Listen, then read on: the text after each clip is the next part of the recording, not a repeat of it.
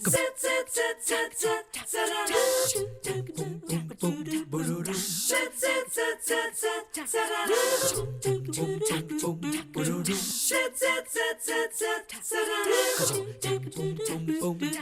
morning. It was nice to wake up today and see the sun shining, wasn't it, on your way into work?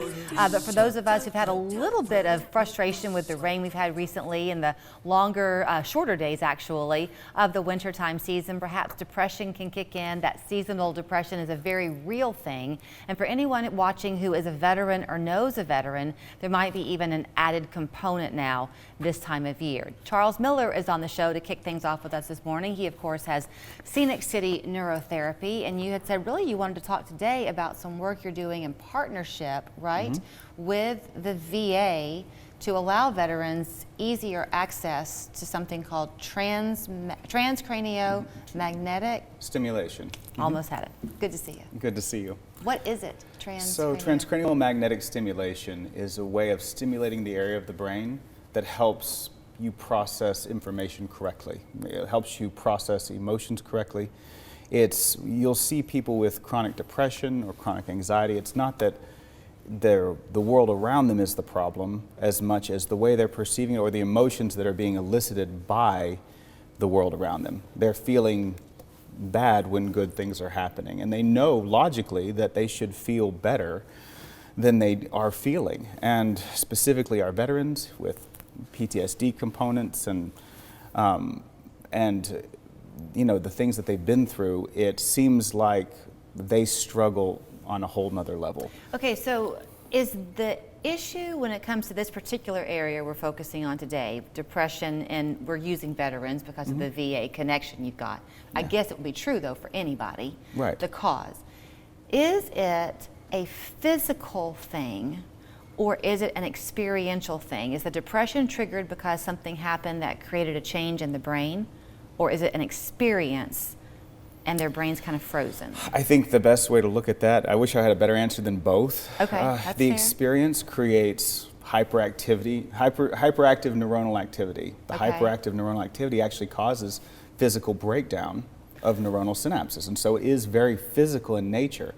And our treatments, specifically the neurotherapies we provide, are designed to wake those areas back up. Not that they feel good, but they feel correctly. You know, okay, so if you're a veteran and you're in combat, you're like this all the time. And that requirement of being on alert all the time can physically change your brain. It can. It can actually produce a mappable, measurable, area of the brain that ceases to communicate. It's like if your brain was your computer and your processor used to be able to run 10 programs, and then the processor's damaged, and now it can only run 8. All 10 programs are still having to run, but the brain is now only capable of running these 8 efficiently, and so a deficit starts to form. Things that now the brain's working very hard with even very simple tasks. Always when I talk to you, I have 1,000 questions, so I don't want to go down a rabbit hole with you just yet. So with the veteran stuff, you wanted to let people know that with this partnership, they can access these treatments, the transcranial, at little to no cost. Yes, we are members of the VA Community Care Network, and we are excited that we've had several veterans already come through our program, and at no cost to them out of pocket, they're able to utilize our treatments and get the benefits without any exceptional expense. I may have misled though, because I think what you told me before we got on air is that this is primarily beneficial in a depression situation, not as much the PTSD. But I think usually there's a combination of diagnoses. People with PTSD will oftentimes have, in conjunction, major depressive disorder, complex, and we see even some pain components, like we see elevated levels of generalized pain, fibromyalgia, complex regional pain syndrome. Okay, this might take longer to answer than we have time.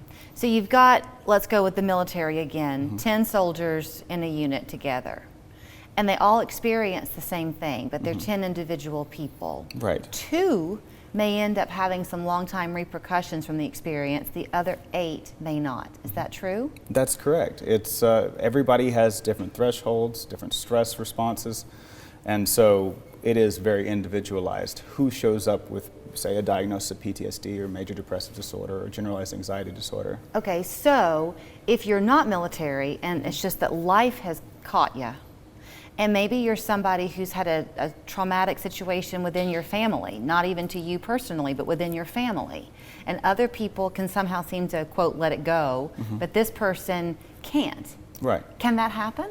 Oh, absolutely, absolutely. The wear and tear from the stressors of daily life can mirror, wartime PTSD. If you look at some of the things that people go through, and even perception of different stressors, it's very much how it affects the individual.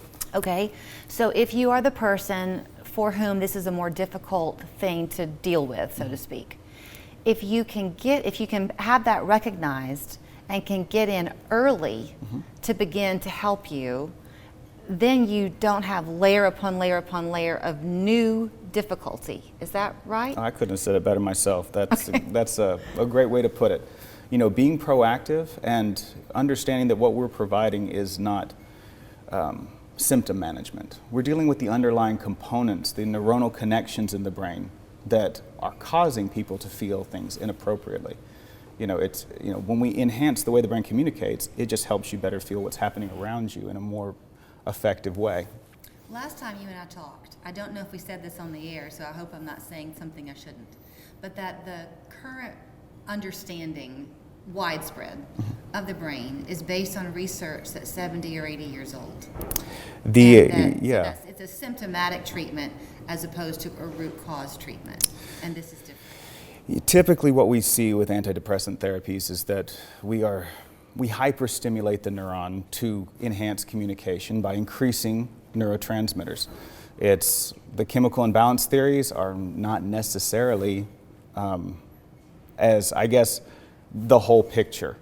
Chemicals play a strong part in the way our brain communicates, but they are by no means the whole process. We have to look at the neuronal pathways themselves, and that's where the neurotherapies come into play, is that what we have learned is that neurotherapy is more neuronal pathway repair as opposed to it is to increasing neurotransmitters themselves. So for some people, you never know who's listening to you, and for some people this could be the 15th time they've heard us have this conversation. For some people it could be the first. Is that's the whole understanding now, is that the brain is a movable, malleable part of our body. It can be rewired, as you're saying. And wonderfully so. It's why we grow over the lifespan. If it was this unchanging thing, when we wouldn't be able to learn and grow. If you think back to when we were 20 versus now, we're different people. That's true. That's a really good way to look at it. Okay, so usually when you're here, we talk about the ketamine infusions. That's still on the table for anybody who's interested. But this transcranial magnetic stimulation, is that something that anybody right now who's thinking this might be beneficial for me can call and ask you about? Absolutely. All of our consultations, they last about an hour. They're no charge.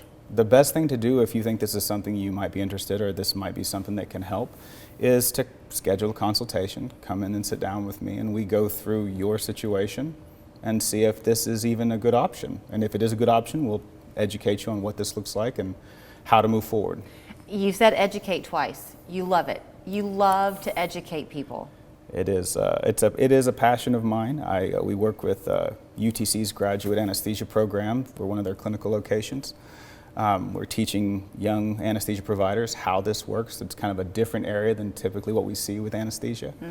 And so, education is where patients do well. A well-educated patient always does better. And that's not just with what we do, it's in all of medicine. Across the board. Thank you. You can contact him at Scenic City Neurotherapy on Shallowford Road. Their phone number is 228-0579, sceniccityneurotherapy.com.